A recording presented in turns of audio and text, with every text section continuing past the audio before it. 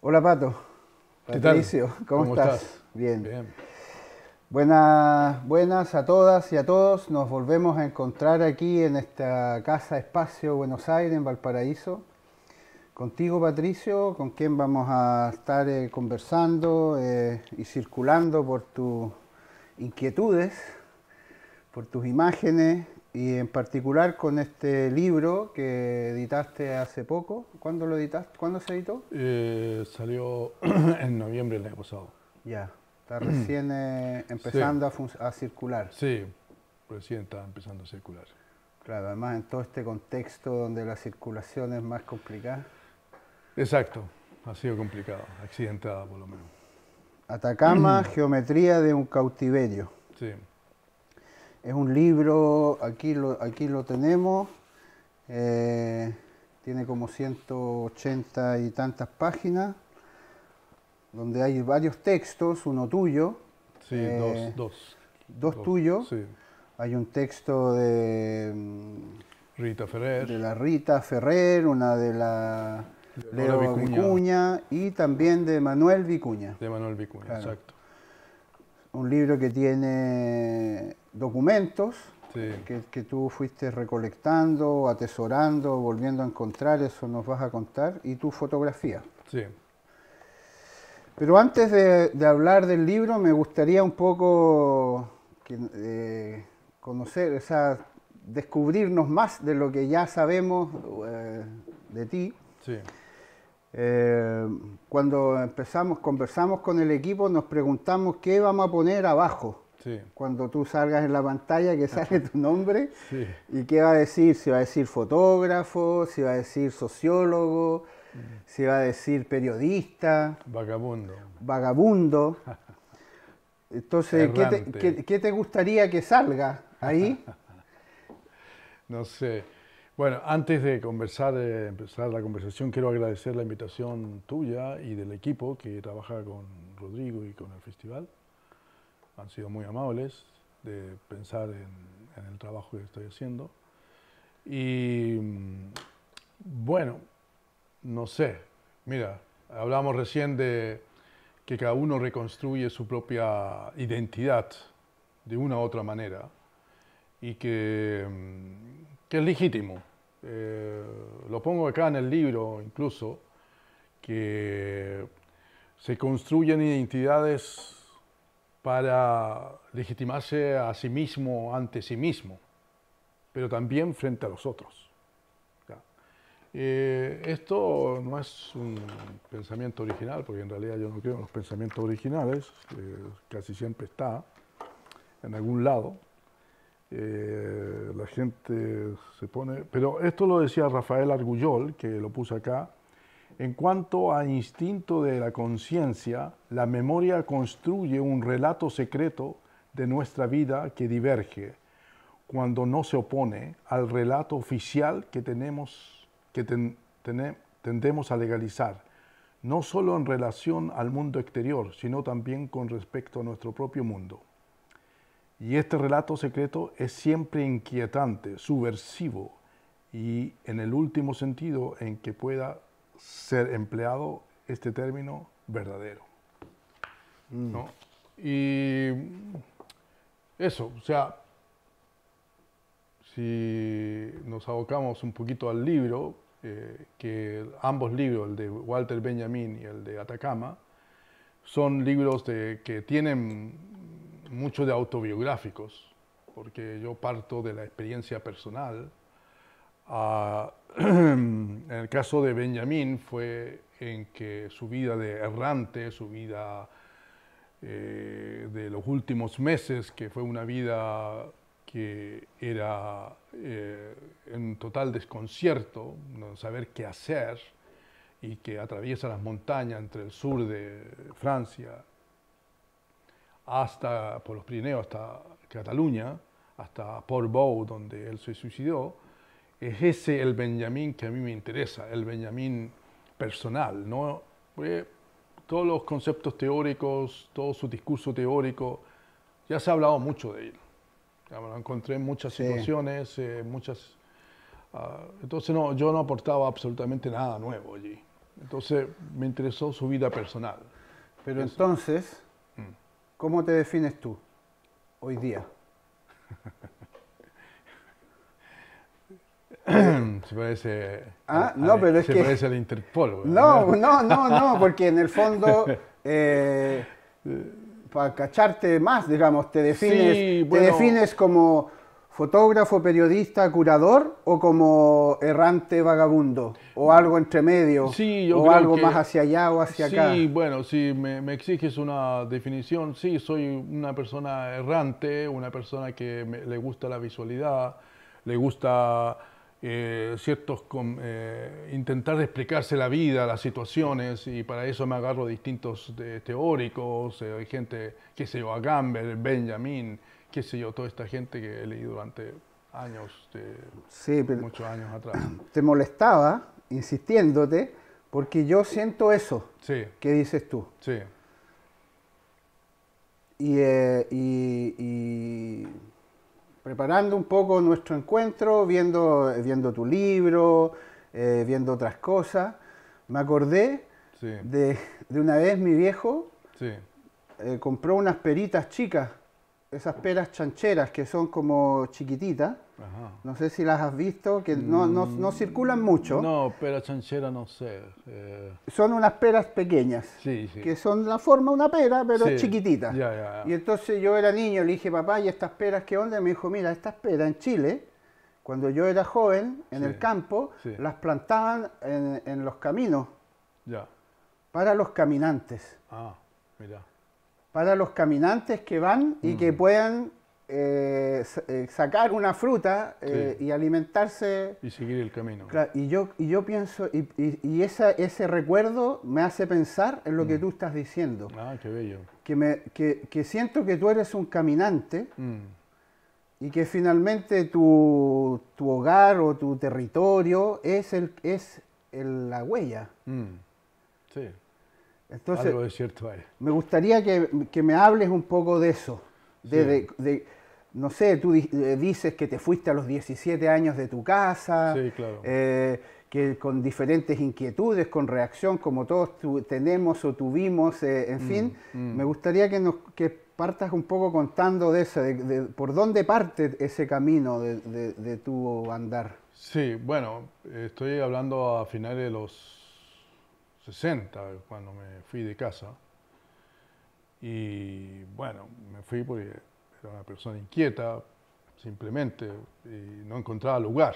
No me encontraba en casa, no tenía lugar, no tenía espacio. Tampoco mis amigos de entonces. En esa época era difícil hablar con gente. Yo leía, había poca gente que había leído Marcuse, por ejemplo, ¿no? Eh, que me influyó mucho cuando joven, ¿no? Pues marxista, psicoanalista, qué sé yo, de la Perdón, Escuela de Frankfurt, dónde era eso? aquí en Valparaíso. O sea, tú a esa edad vivías aquí, Sí, yo fui dirigente estudiantil en Valparaíso. en el liceo. Sí, era del liceo y de la federación.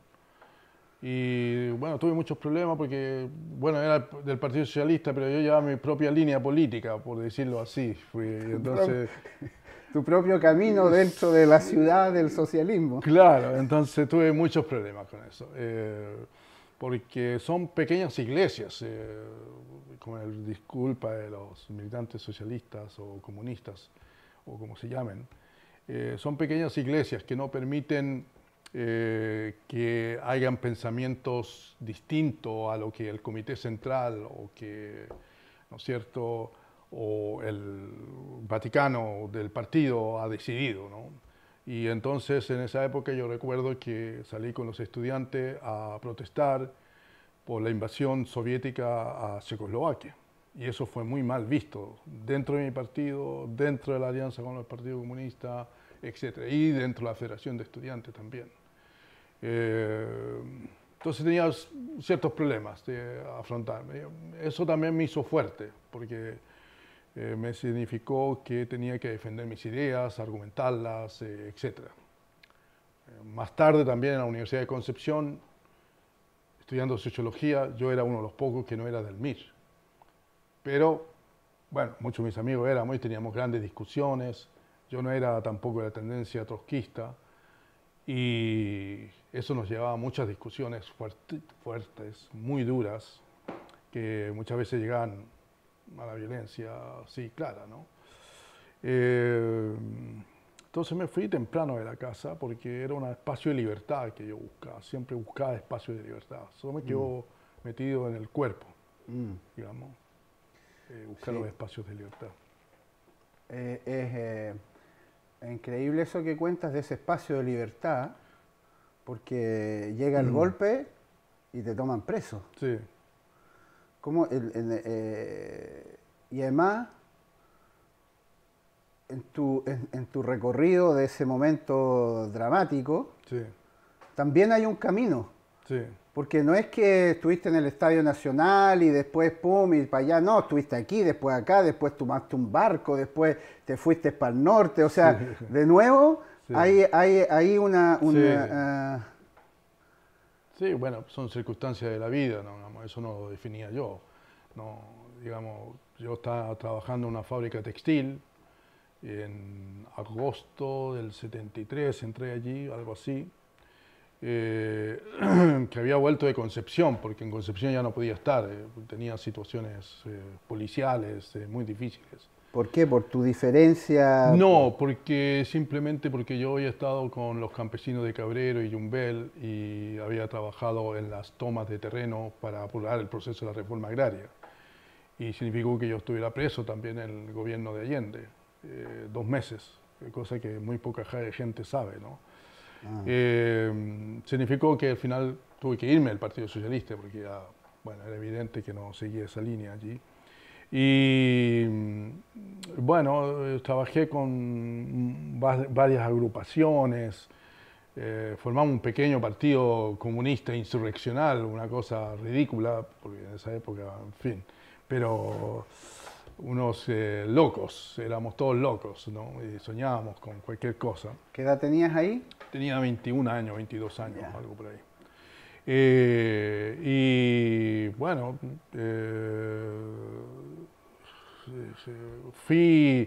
salí bajo fianza en Yumbel y al primer mes de vuelta, porque tenía que ir a firmar cada 15 días, una cosa así, la primera vez que fui a firmar me estaban esperando los patrones afuera de la comisaría y bueno, me libré por una casualidad, porque empezaron a tirar balazos y arranqué como una rata entre medio del campo y tuve suerte. Y naturalmente nunca más fui a firmar.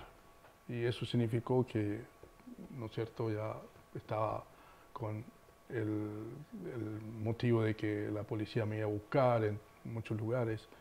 Y tenía un antecedente anterior que yo fui uno de los estudiantes que encabezó el movimiento de negarse a hacer el servicio militar. Y yo mismo me negué al servicio militar y también estaba buscado por el asunto en Valparaíso, por el asunto de, ¿cómo se llama cuando estás? ¿Es desertor?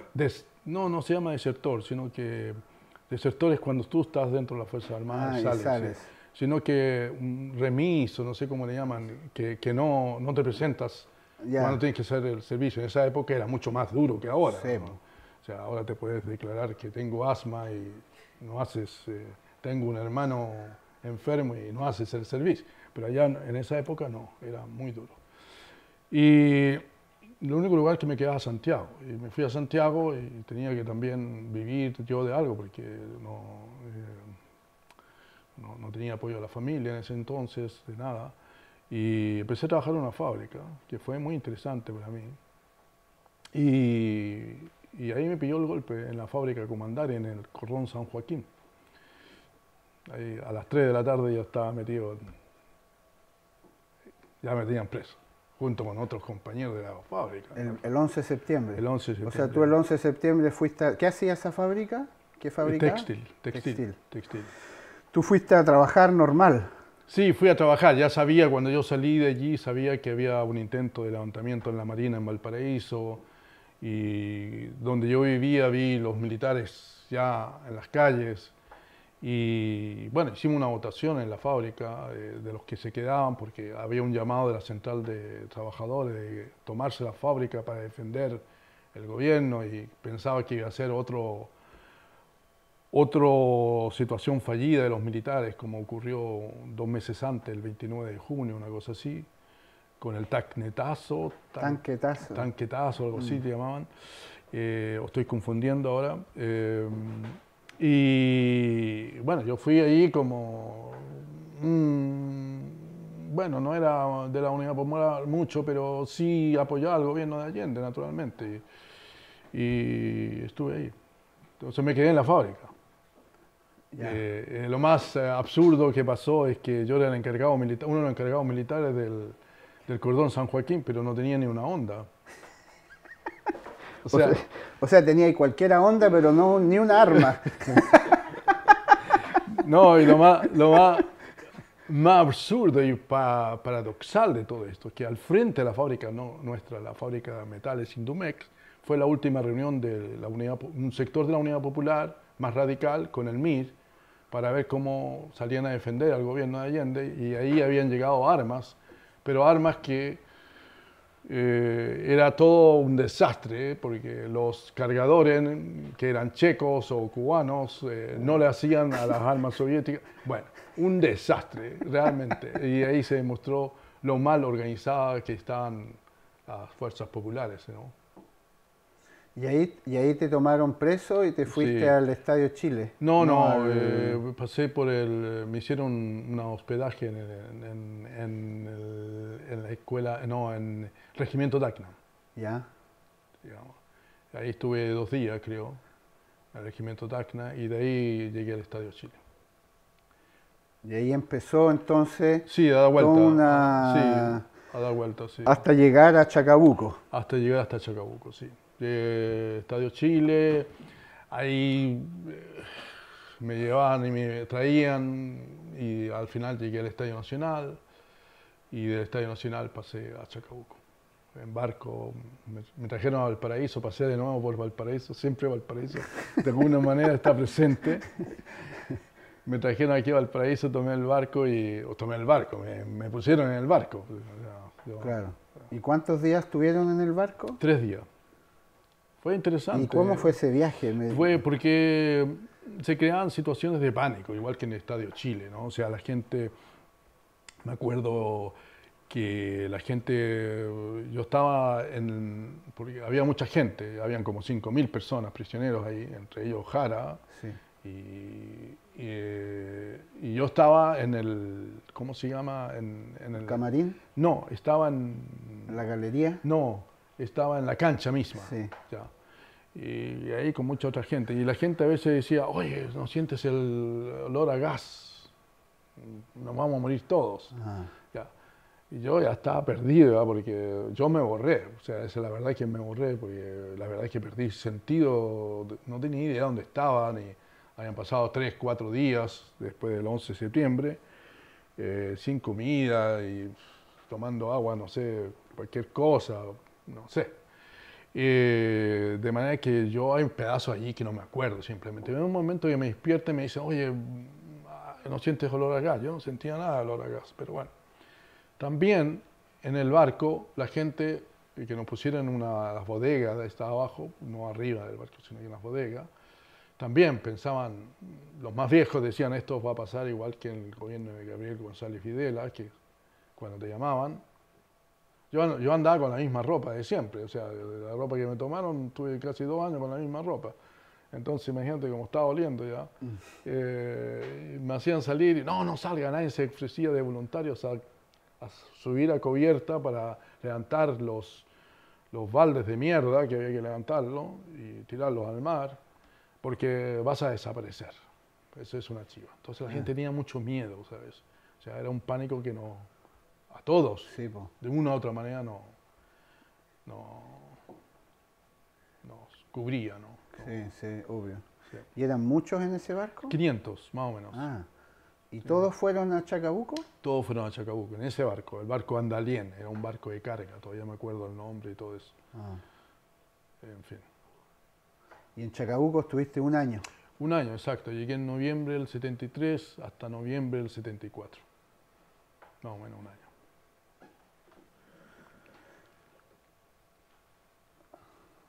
Me pregunto, Me gustaría seguir el relato y volvemos después a estas huellas que tú planteas en el día de hoy, con tus fotos, con tus reflexiones.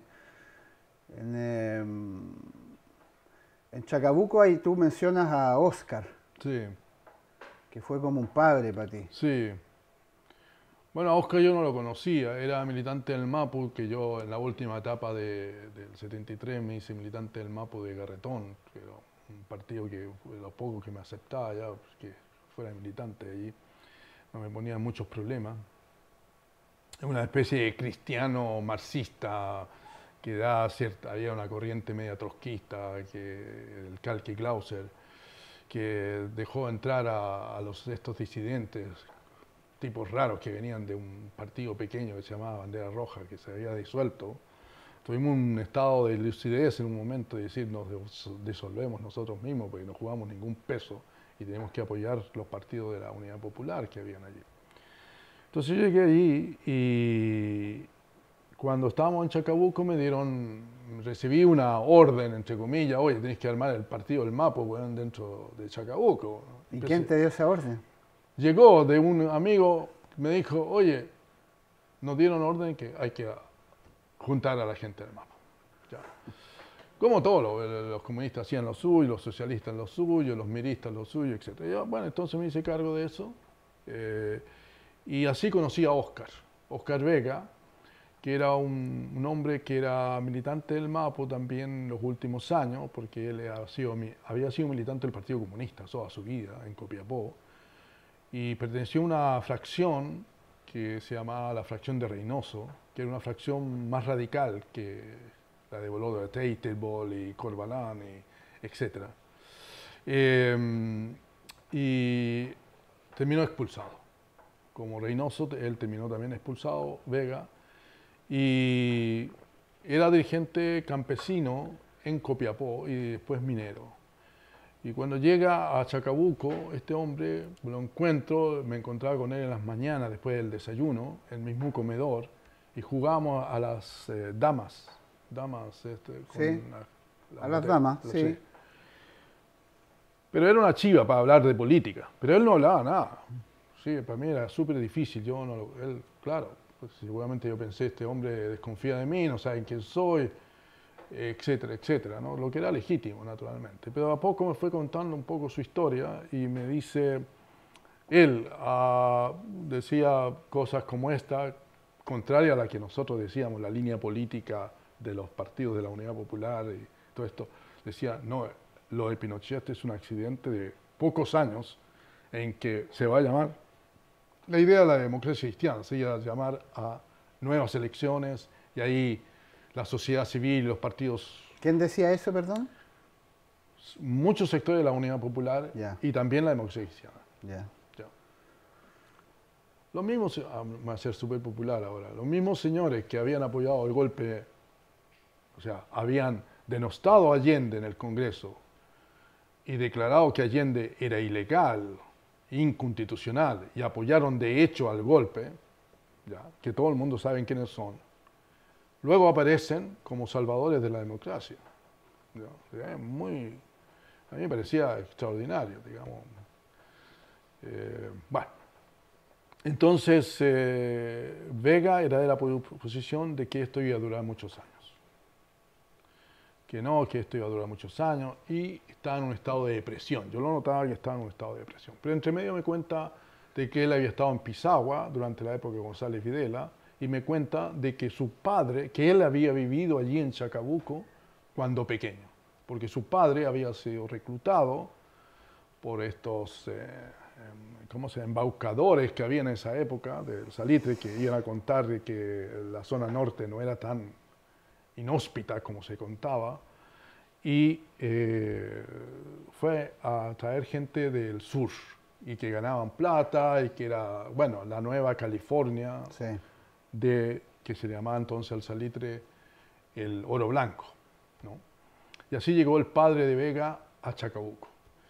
Y bueno, más o menos eso es lo que me contó, ¿no? Y un día no apareció él en el desayuno, empecé a buscarlo Y en un momento dado acordé que él me había dicho en qué, porque yo le pregunté en qué calle, porque era un pueblo abandonado donde muchas de las calles que estaba rodeado por un sistema de seguridad, un sistema de alambre púa, torres, etc. Es un pueblo abandonado del Salitre como tantos otros, pero no todas las casas estaban con prisioneros. O sea, tenían camarotes esperando nuevos prisioneros, pero no todos.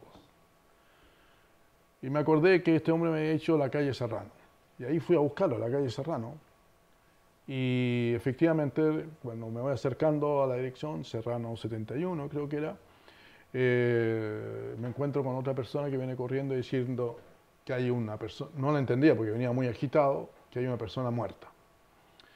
Y bueno, me apresuré y encontré a Vega, bueno, colgado de una viga, ¿no? Y por eso llegamos yo a la casa a la viga rota, ¿no? Porque la viga se rompió con el peso del cuerpo. Y ahí desesperado con otros prisioneros que empecé a llamar, empezamos a bajarlo, pero ya estaba muerto. Esa fue la experiencia más ¿Y por qué particular, dices ¿no? tú que él fue un padre espiritual? Sí, un padre, en el sentido porque era un visionario político, ya, era un hombre con visión política, con mucha fuerza, y en el fondo me habría gustado haber sido como él. Ahora quizás mirando la distancia no tanto, porque yo soy al contrario, no soy una persona pesimista, soy al contrario, soy una persona demasiado optimista a veces. Entonces creo que todo es posible, ¿no? Y, en cambio, Oscar lo derrumbó esto, exactamente. Y con él yo tenía una conversación que yo no tenía con otras personas cercanas, digamos, con mi padre no, tampoco, ¿no? Esto que yo militara políticamente a mis padres no les gustaba, no es que fueran de derecha, pero no les gustaban, ¿no? Les parecía... ¿Se asustaban? Se asustaban, sí. Claro. Y ahí, en un momento te liberan de Chacabuco. No, me trasladan a otro campo de prisionero. Ya, Me traen a Ritoque. ya, aquí. Sí, aquí cerca, de nuevo, en la provincia de Valparaíso. Sí, sí. Y de Ritoque, después de un tiempo allí, me llevan a Tres Álamos, en Santiago. Ya. Y ese fue el último periodo que estuve preso, Ajá. en Tres Álamos. ¿Y ahí qué edad tenías? Tenía 23. 23. Iba a cumplir 24, cumplí en la cárcel. Y ahí sales de Chile.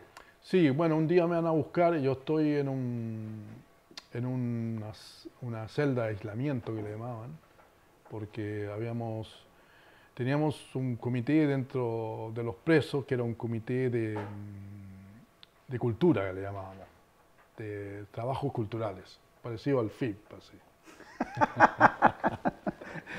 Entonces, pero sin fotografía. Pues, Somos ¿no? herederos de esos... Claro, y entonces ahí nos pasamos para la punta también, porque que nos cuidaban eran los milicos, los pacos, qué sé yo, ¿no? Y yo hablaba, me acuerdo que fue la Revolución del Portugal, la Revolución Roja de los Claveles, Los claveles. en abril del 75, si no recuerdo mal, y hicimos un homenaje, o sea, cara dura, nos pusimos 3 pelotudos ahí a hablar de Portugal y los milicos no entendían nada, esa es la verdad. Entonces nos aprovechamos, pero nos echaron el ojo y ocurre de que las visitas que se daban ahí en Tres Álamos eran muy cortas y eran muchas veces eran abusadas por los propios milicos que le corrían mano a las mujeres, qué sé yo. Entonces decidimos hacer una huelga de peladores de papa. O sea, porque nos llamábamos todas las mañanas, venían los pacos y los milicos y decían, oye, hay que salir a pelar papa. A pelar papa. ¿Ya?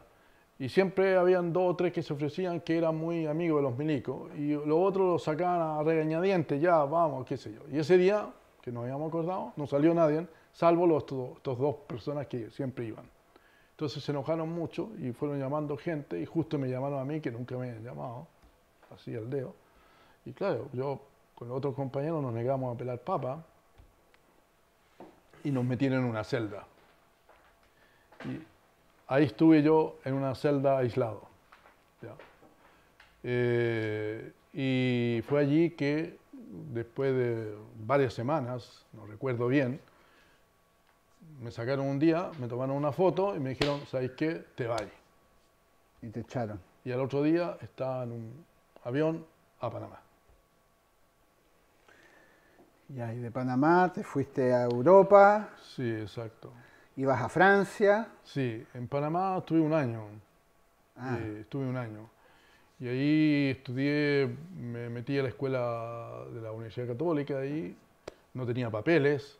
Entonces me tocaron dos españoles que me agarraron simpatía, que venían de la guerra civil, y me dijeron, bueno, hazte un examen y que en el último año de sociología. No era muy bueno el nivel en todo caso, yo recuerdo, ¿no? Pero bueno. Y quedé allí y Marco Antonio Enrique, que era mi profesor en la Universidad de Concepción, hermano de Miguel, me quería mucho.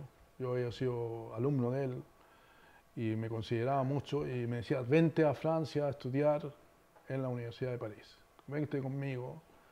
Y bueno, yo le hice caso, pero nunca llegué a París. La historia es corta porque me detuvieron en Londres, porque iba con un pasaporte que decía, bienvenido a todos los países menos Chile, o sea, era un pasaporte en realidad ilegal, declarado ilegal.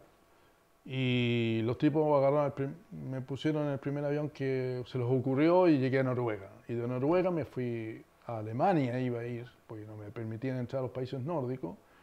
Y en los países vía Estocolmo en un tren. Y ahí encontré unos amigos y me dijo, pero estás loco, en 2 meses tienes un nuevo pasaporte y te puedes ir a Francia. Esos 2 meses se transformaron en 2 años y ya me quedé en Estocolmo.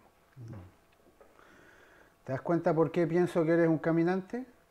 Sí, bueno, las circunstancias me han hecho un caminante. Sí, pues, es que eso me parece así,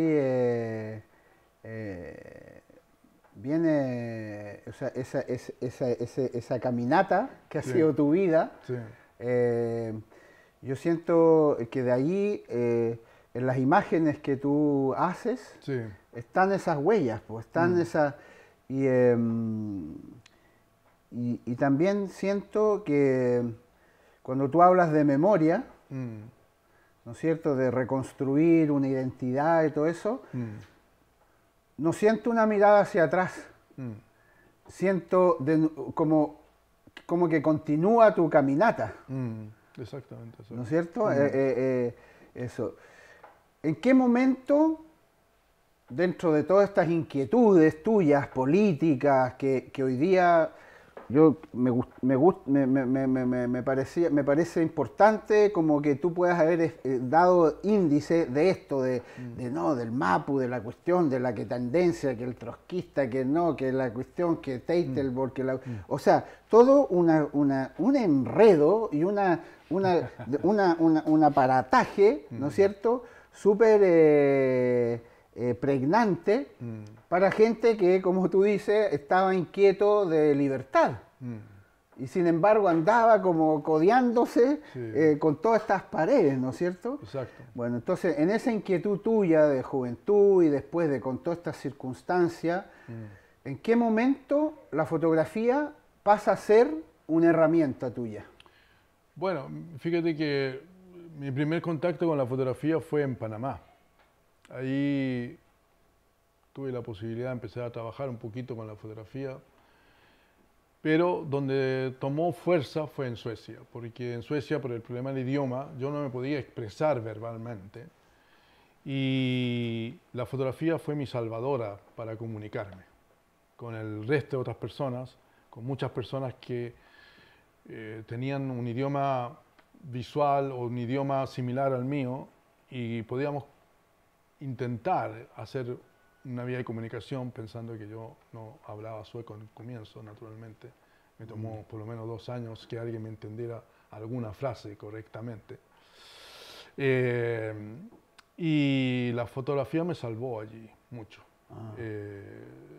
Realmente fue un puente que me salvó. Mira, qué genial, qué interesante eso que dices tú, que la imagen Mm, la fotografía, sí, nace por la no palabra, sí, porque tú no podías hablar, ¿no es cierto? Exacto, exacto. Entonces tenías que encontrar otra manera de hablar, sí, viniendo, de como estábamos escuchándote, viniendo de mucho discurso, claro, de mucha conversación con el Claro. Oscar jugando dama, Sí. en la universidad, con tus profesores. Sí. Llegas a un lugar donde no puedes seguir hablando. exacto, horrible. Me imagino. Me imagino. Horrible, claro, Ah. exacto. Mira, si te parece, tú trajiste unas copias aquí. Sí, Podríamos mostrar una de ellas, que es esta. Mira, Sí. toma la de la esquina tú ahí. ya, La mostramos acá. Que, no, levantémosla. sí. Mira, párate ahí, por favor, Patricio. Ah, Ponte un poquito más atrás. ya, Ahí. Que es una imagen del desierto de Atacama, ¿no es cierto? Que está en tu libro. sí, Y yo siento que en estos paisajes sí, están así como en todos estos extractos del sedimento, de la montaña, sí. está lo que tú estás contando, ¿no? Mm, Está tu huella, tu historia, tu sí, camino. Sí, Y yo siento que ahí es un poco tu voluntad del libro, de dar cuenta de esto que nos estás contando de una Sí. manera más metafórica o más emocional, quizá. sí, Si te parece, veamos un pequeño video que dura 5 minutos. ya, De un ejercicio que a nosotros nos gusta mucho, Sí. que llamamos el Digibook, sí. que es como los DJ que ponen discos, Ah, donde en el fondo vemos tus manos sí, y vemos el libro, sí, pero escuchamos tu palabra sí, y tu Sí. voz, sí, y tú, tenemos uno de tu libro, sí, para que entendamos un poquito de qué trata Ya. este trabajo. excelente. No sé si es necesario apagar las luces o está bien así. Ya. El trabajo Atacama, Geometría de un cautiverio, es un ensayo visual, un proyecto que me tomó muchos años. Es una memoria visual, colectiva y personal. Vuelvo al desierto muchas veces, buscando en su territorio capas que me permitieran leer, también entre sus ruinas, leer una historia, un pasado activo y que me permite reconstruir mi propia memoria personal, mi propia identidad. Es una autorreflexión de un periodo en que estuve detenido en el campo de prisioneros de Chacabuco. Ahí aparezco como el número 32 de los prisioneros. En este trabajo también colaboró, además de los textos personales, la fotógrafa Leonora Vicuña, el historiador Manuel Vicuña y la investigadora y crítica Rita Ferrer. Este trabajo está basado en documentación personal. Aquí, por ejemplo, el pasaporte de expulsión, donde señala que soy bienvenido a todos los países menos Chile. Y está basado en fotografía de la época. También colaboran en este trabajo un compañero con sus gráficas de la época. Y además están las fotografías personales que fueron tomadas de 1986 hasta el 2019.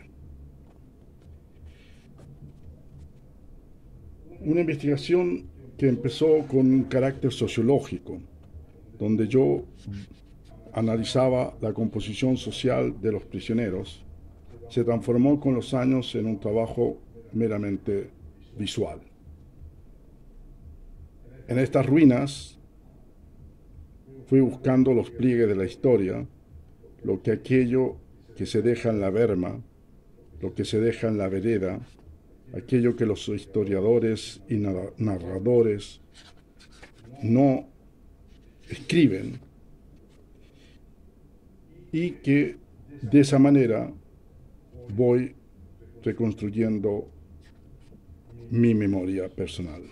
Aquí tenemos un hombre que puedo ser yo perfectamente, un hombre a la deriva, que va, un hombre con una incertidumbre, no se entiende muy bien de dónde viene, a dónde va, en medio del desierto, encontrándose con toda esta arqueología industrial abandonada de los pueblos del norte, con paredes, murallas, cementerios, galpones industriales, texturas de piedra, etcétera. Murallas que están llenas de balas que nos hablan de un pasado horroroso, un pasado sangriento, no solamente en la época de los prisioneros, sino que anterior. Chacabuco es un pueblo minero, una oficina salitrera que tiene una historia que viene de comienzo de los años 20 y que se cierra en los años 40. También está basado en toda la documentación que voy reuniendo de la época de Chacabuco como oficina salitrera activa. También hago un recuento de los pueblos abandonados. La fotografía la tomo en distintos momentos donde la luz del día juega un papel muy importante, porque todas esas piedras, arenas, territorio milenario cambia mucho con la posición del sol. Aquí tenemos, por ejemplo, Chacabuco en 1923, la piedra, el salitre, en fin, y también, ¿no es cierto?, formas que va tomando ese desierto que está allí en la memoria personal. Es un libro que de tapa blanda, de la editorial Sapos Cats, y que si ustedes desean pueden buscar mejor información en www.saposcat.cl.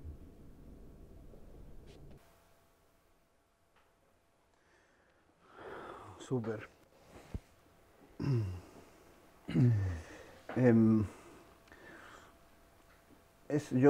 A mí me hace, o sea, tú dices que, a ver, varias cosas. Me gusta eso del presente, de cómo yo siento, o sea, cómo yo tengo la sensación, quizás me equivoque, de que tú estás haciendo un trabajo de memoria, pero en el presente. Lo que comentaba hace un momento. Es decir, siento que cuando estás fotografiando estos lugares, estas ruinas, estas casas, estás como con una voluntad que tiene que ver quizás con ese optimismo, con esa caminata permanente, ¿no es cierto? No de estar tratando de recordar algo, sino que de hacer algo hoy. ¿Me equivoco o no? No, bueno, lo que pasa es que ocurre de que, bueno, ahí digo algunas cosas en el libro en que yo me acerco al desierto no como víctima ni como hombre de resistencia. Y yo hago hincapié en esto Porque mucha gente se pregunta, bueno, pero fuiste prisionero, eres una víctima. Sí, claro, pero no me quiero quedar en la situación del Timario. no, No, de la víctima. de la víctima. Sí. Porque en realidad eso es lo que quiere el poder. El poder quiere que tú te quedes en esa posición de víctima el resto de tu vida y te declares un inútil y te declaras una persona que no eres capaz de reconstruirse y de seguir adelante, a pesar de lo que te ha pasado. Y ese es el papel que yo no quiero tener, no me gusta, realmente no me agrada, no es de mí, porque no va conmigo. Y lo veo desde allí también. O sea, vuelvo a la ruina, vuelvo a lo que fue Chacabuco, que ya no es lo que era entonces. Trato de reinterpretar lo que está allí, pero también con mi experiencia de hoy. O sea, nadie, es mentiroso quien no lo diga así, voy con la cámara y reconstruyo una situación también avalado por la experiencia que voy acumulando en mi vida. Tú también lo sabes porque has vivido en otros lugares y vas reconstruyendo cuando fuiste a Magallanes, vas reconstruyendo parte de tu historia, ¿no es cierto? Con la experiencia personal que vas acumulando y eso es propio de todos los seres humanos. O sea, no parto de cero, quiero decir. Obvio, Ya. obvio. Y yo creo que ahí está una de las, o sea, una de las fuerzas más pregnantes, quizás eso, es, primero siento yo que es tu rebeldía, que la siento más o menos intacta desde los 17 años hasta el día de hoy. Tu gorrito me lo confirma además. Hace frío, solamente, pero bueno. Pero y después esa voluntad, ¿no es cierto?, de ir plasmando esas huellas. Yo siempre hablo un poco del espesor de una fotografía. Sí. Que la fotografía tiene esa condición de tener dos dimensiones, que es un papel, ¿no es cierto? Sí, exacto. Y que aparentemente uno toma el papel y la foto está aquí y aquí se terminó. Sí. Pero al trabajar con el tiempo, no pasa eso. Claro. Sino que hay un espesor que viene a... Y yo siento que efectivamente cuando, en tu acto fotográfico, porque además tú vuelves al desierto en tiempo de dictadura, en tus primeras tomas, en los años 80. No, bueno, el 86. Ya. El 86. A mí no me dejaron entrar al país como estaba una famosa lista negra. Yo vivía en Buenos Aires entonces, el 84, 85, algo así. Y el 86, entré, al comienzo del 86, entré la primera vez y me fui directamente al desierto. Pude entrar, ahora con pasaporte sueco. Ya. Todavía no tenía el pasaporte chileno, ni se tomó otro tiempo más que me dieran el pasaporte chileno. De nuevo. Así que esa fue la primera vez que entré yo acá. ¿Y cómo fue ese...? Fue un poco, porque entré con un colega sueco de la televisión sueca y venía como de parte de la televisión sueca. Pero ¿cómo fue tu encuentro con la huella en el desierto? Sí, fue fuerte, porque uno tiene... La memoria va reconstruyendo aquello que... Comúnmente aquello que es incómodo se pone a un lado por un problema de autodefensa personal, porque necesitas aire. Sí. Ya. Eso le pasa a todo el mundo. Y por otro lado es que, claro, cuando llegas a Chacabuco ves un pueblo abandonado, medio destruido, donde los llamados, estos que andaban en el desierto con camiones, y se iban allí y se llevaron toda la madera de los marcos, de las ventanas, de las puertas, de los pisos, etc. Estaba todo muy destartalado, digamos, estaba muy desnudo. Y fue mi gran problema porque yo había dejado mis apuntes escondidos en dos bolsas de plástico. Uno en la oficina del policlínico de los médicos, que habían entre 11 y 14 médicos presos, que tenían un policlínico para atender a los otros presos. Y ahí había escondido una parte de mis apuntes y en otra casa. Y solo encontré los que están aquí en el libro, ¿no es cierto?, que es la lista de prisioneros, las distintas cartas que habían, etc.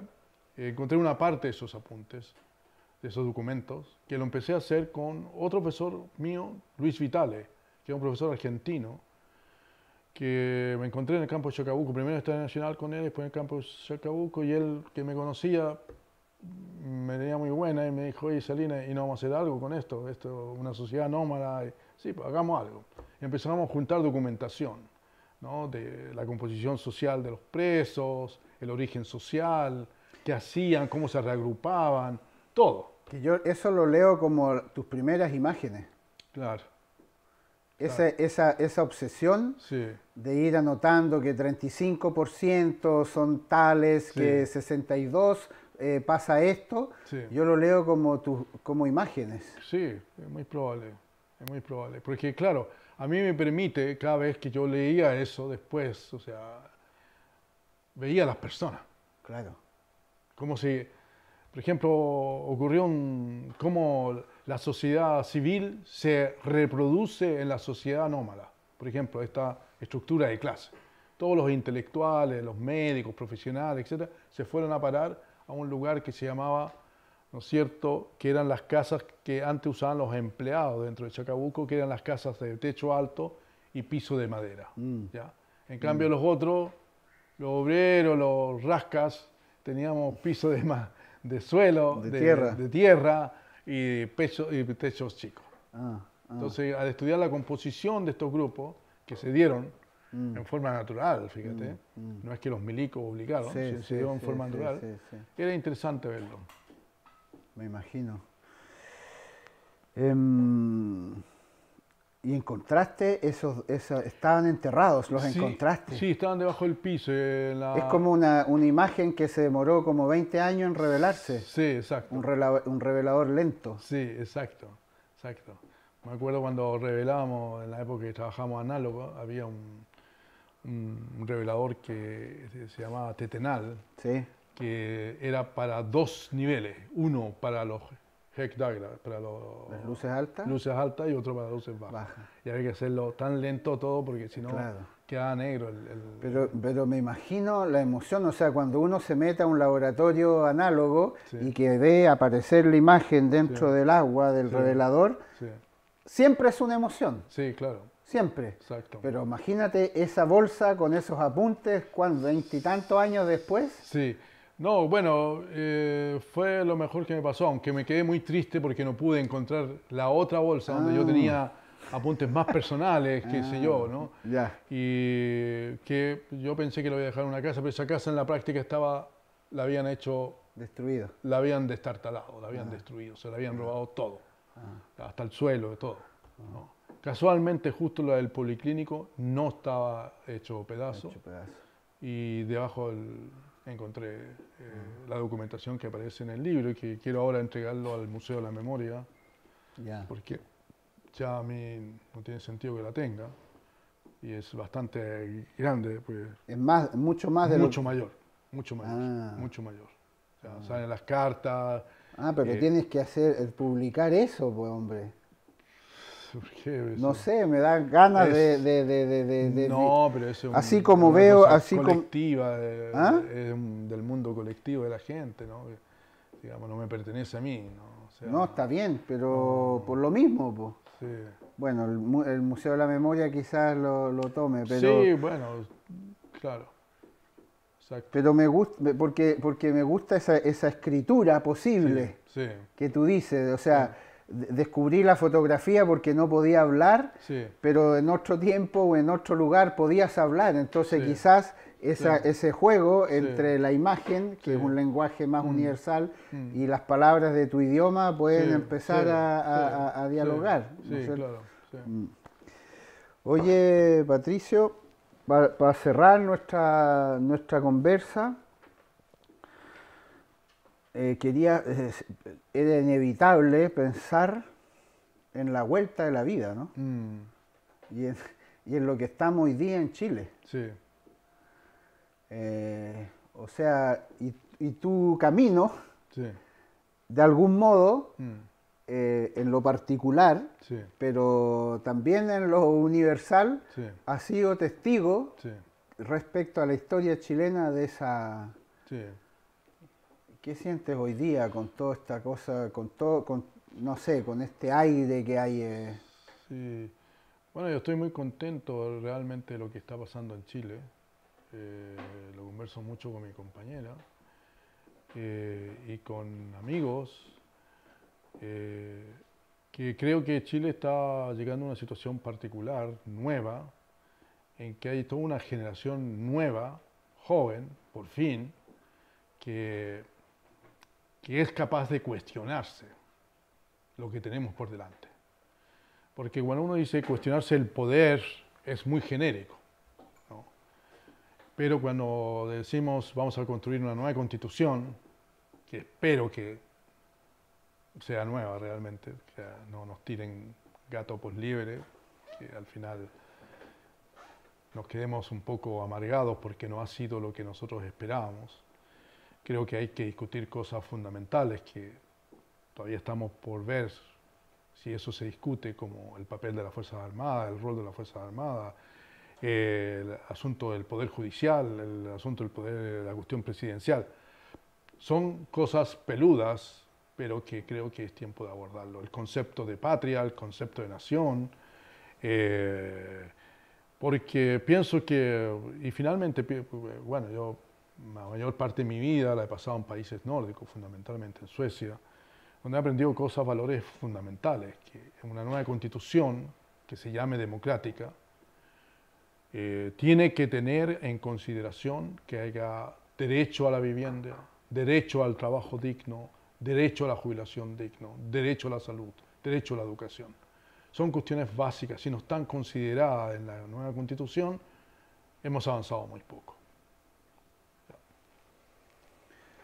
Pato, te quiero agradecer. No, a ustedes. Hablamos un poco de fotografía. Sí, no, este viaje para la fotografía está el libro, Sí, que invito a que se lo busquen y lo tengan en su biblioteca. sí. Te quiero agradecer tu generosidad de ir contando, porque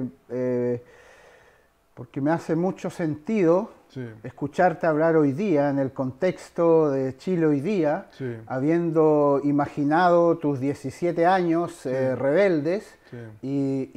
y creo que eso es una, iba a decir ejemplo, no sé si es ejemplo, pero en todo caso tiene un valor de que hoy día sigas de pie, pensando, actuando, haciendo, Sí. un poco con ese misma ímpetu Sí. que te hizo salir de tu casa Sí. y que te ha hecho escapar en tu vida, Sí.